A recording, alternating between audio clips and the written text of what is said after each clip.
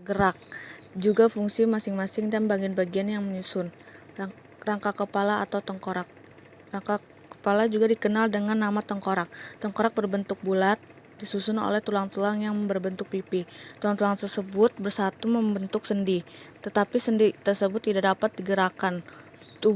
Tulang tengkorak keras digunakan untuk melindungi otak, atau perlu dilindungi karena otak merupakan bagian tubuh manusia yang sangat penting dan sangat lunak. Fungsi tulang tengkorak: 1. Mempertahankan organ-organ vital manusia dan menopang tegak tubuh manusia atau tulang punggung. 2. Penggerak: ketika otak-otak yang melekat pada tulang tertarik atas peringatan dan otak, maka tulang akan bergerak, yang menyebabkan pergerakan tubuh pada manusia. 3. Produsen sel darah: tulang sumsum melakukan tugas penting, yakni memproduksi sel darah. Sel darah merah pembawa oksigen dan sel darah putih untuk melindungi pelindung tubuh dari infeksi. Assalamualaikum warahmatullahi wabarakatuh. Nama saya Meita Radia Izati dari kelas 10 Tata Boga 1. Assalamualaikum warahmatullahi wabarakatuh. Saya Safilah Maharani dari kelas 10 Tata Boga 2. Assalamualaikum warahmatullahi wabarakatuh. Perkenalkan, nama saya Mariska Duyanggitasari dari 11 Jasa Boga 3. Kami dari kelompok 4 ingin menyampaikan organ tubuh bagian leher. Pada organ tubuh bagian leher terdapat tulang belakang dan ligamen leher, pangkal tenggorokan atau laring, syaraf tulang belakang, kerongkongan, kelenjar tiroid, dan batang tenggorokan. Penjelasan tentang organ tubuh bagian leher. 1. Tulang belakang dan ligamen leher bertugas untuk menopang kepala sehingga kemungkinan untuk menggerakkan kepala. 2. Pangkal tenggorokan atau laring yang dikenal sebagai kotak suara adalah penghubung untuk faring dan trakea. Di bagian ini terdapat pita suara dan katup epiglotis yang memisahkan saluran makanan dengan saluran udara. 3. Saraf tulang belakang adalah saraf yang berperan pada proses pengiriman sinyal dari otak ke seluruh tubuh dan begitu pun sebaliknya. Keempat, esofagus atau kerongkongan merupakan organ berbentuk pipa yang menyalurkan makanan dari mulut ke lambung. 5. Kelenjar tiroid merupakan produsen sekaligus tempat penyimpanan hormon yang mengatur berbagai fungsi tubuh kita, termasuk detak jantung. Kelenjar tiroid yang menghasilkan hormon tiroid terletak di bagian bawah leher. 6. Struktur tenggorokan yang mempunyai bentuk seperti pipa vertikal berotot dan berlubang ini disebut sebagai batang tenggorokan, yang mengaitkan laring dengan bronki paru-paru. Trakea memiliki fungsi untuk menyampaikan aliran udara dari dan ke dalam paru-paru saat proses pernafasan. Assalamualaikum warahmatullahi wabarakatuh. Nama saya Safina dari kelompok 3. Kali ini saya akan mempresentasikan tentang batang tubuh manusia. Di antaranya, batang tubuh manusia ada dada, perut, punggung, dan pinggul.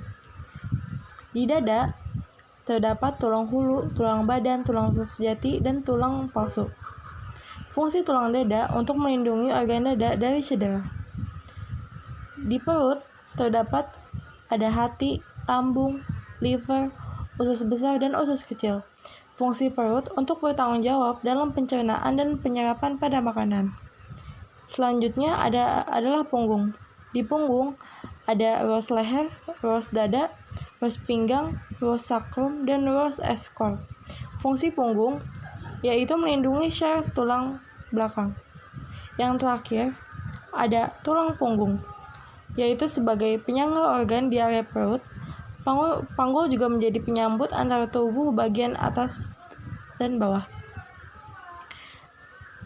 Di panggul terdiri dari 3 tulang yang menyatu, yaitu tulang pinggul, sakrum, dan tulang ekor.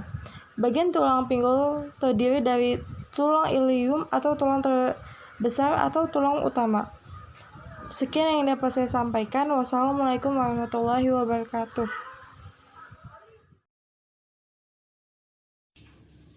Assalamualaikum warahmatullahi wabarakatuh. Kami dari kelompok 2 akan mempresentasikan hasil kerja kelompok kami.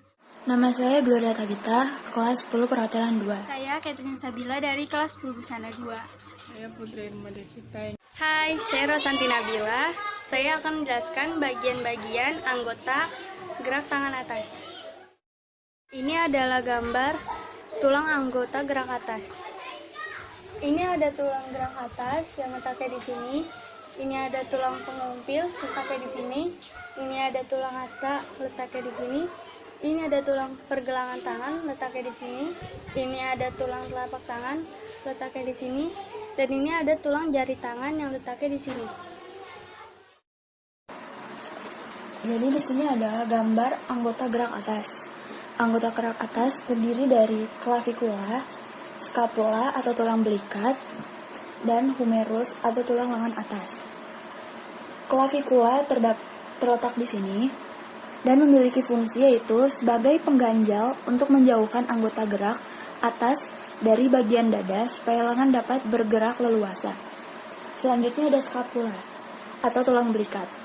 Dia terletak di bagian sini. Scapula memiliki fungsi yaitu untuk menyokong pergerakan bahu dan menyeimbangkan bahu saat menggerakkan lengan ke atas dan ke bawah. Selanjutnya ada humerus atau tulang lengan atas yang memiliki fungsi yaitu menjadi melekatnya 13 otot dan ligamen yang menggerakkan tangan dan sikut. Di sini ada tulang hasta, tulang pengumpil. Tulang hasta ada elekkranon, ada coronoid process, ada body, ada head styloid process.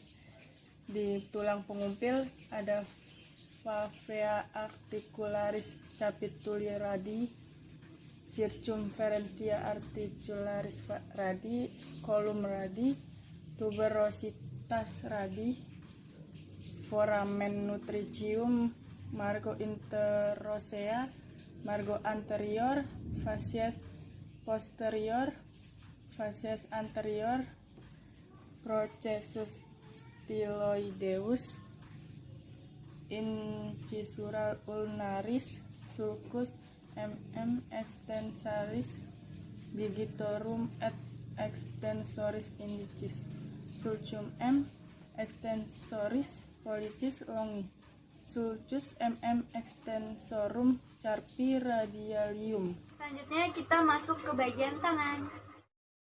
Tangan memiliki fungsi yang sangat vital, yaitu untuk menunjang kegiatan sehari-hari seperti membawa barang, menahan benda, menggenggam, dan sebagainya.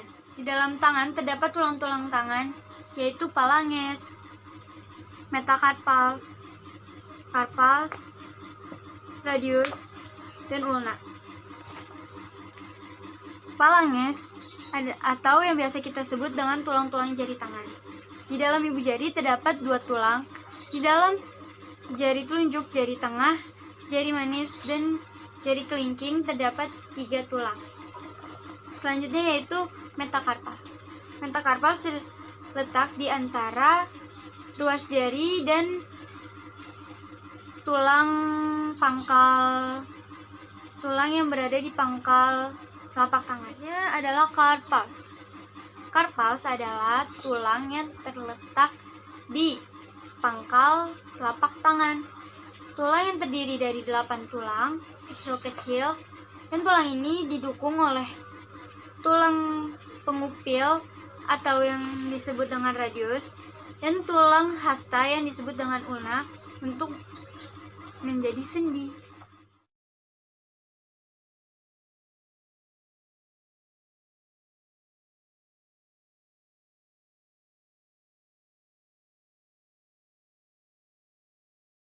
Anggota gerak bawah manusia terdiri dari kaki. Kaki kita tersusun dari beberapa tulang, yaitu sendi panggul, tungkai atas, lutut, tungkai bawah, pergelangan kaki, dan kaki. Fungsi tulang anggota gerak bawah antara lain membantu kita berdiri, berjalan, berlari, memanjat, menendang, dan yang lain. Sendi panggul adalah persendian yang dibentuk oleh caput femoris dengan acetabulum dari os coccyx. Sendi ini menghubungkan 2 tulang. Tulang dengan ujung berbentuk bulatan dengan tulang dengan ujung menyerupai mangkok. Sendi ini memungkinkan pergerakan ke segala arah. Tungkai atas adalah bagian paha sesudah lutut sampai pangkal paha. Tulang tungkai berfungsi sebagai pembentuk kaki, berfungsi juga sebagai penggerak kaki dan penguat kaki.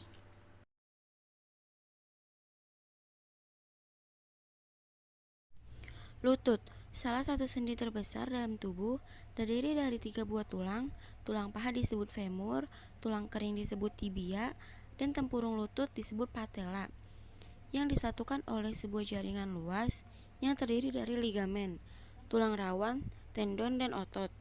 Karena lutut merupakan sebuah struktur penting yang bertanggung jawab terhadap gerakan dan menanggung beban, maka sangatlah penting untuk memahami kondisi yang dapat mempengaruhi fungsinya, pilihan pengobatan yang tersedia, dan bagaimana cara terbaik untuk merawat lutut untuk membantu mencegah terjadinya komplikasi dan cacat jangka panjang di masa yang akan datang. Fungsi lutut: pertama, membantu saat berdiri, jongkok, dan memanjat. Kedua, meningkatkan kekuatan untuk mendorong tubuh saat bergerak. Ketiga, memastikan tubuh mendarat dengan aman tanpa cedera saat melompat. Keempat, membuat tubuh bergerak secara efisien tanpa gangguan saat berjalan atau berlari. Kelima, memberikan dukungan bagi anggota tubuh bagian bawah, bisa disebut lower limb support saat berdiri.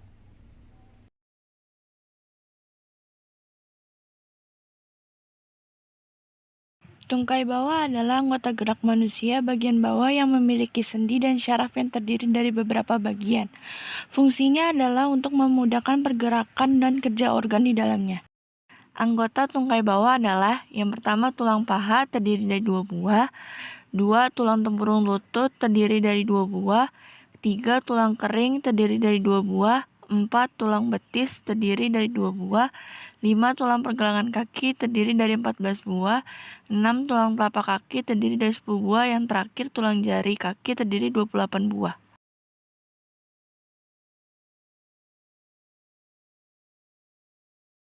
Tulang pergelangan kaki atau tarsal adalah tulang yang terdiri dari atas ujung tulang kering atau tibia, tulang betis atau fibula, dan tumit.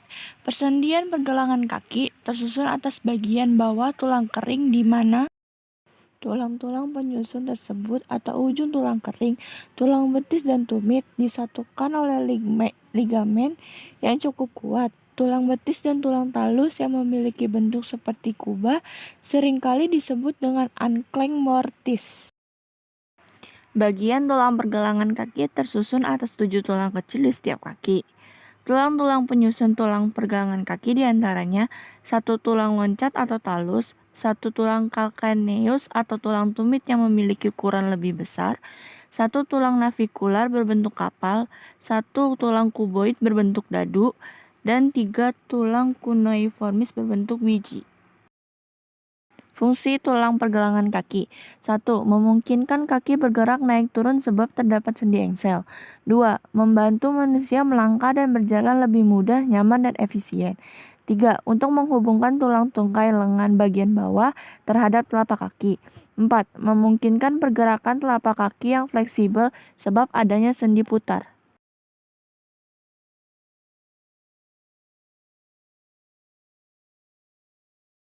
Kaki merupakan salah satu anggota tubuh hewan atau manusia yang digunakan untuk berjalan. Kaki terdiri dari beberapa bagian, termasuk telapak kaki, sendi yang bekerja dalam suatu sistem terpadu sehingga memungkinkan bagi inang untuk berjalan.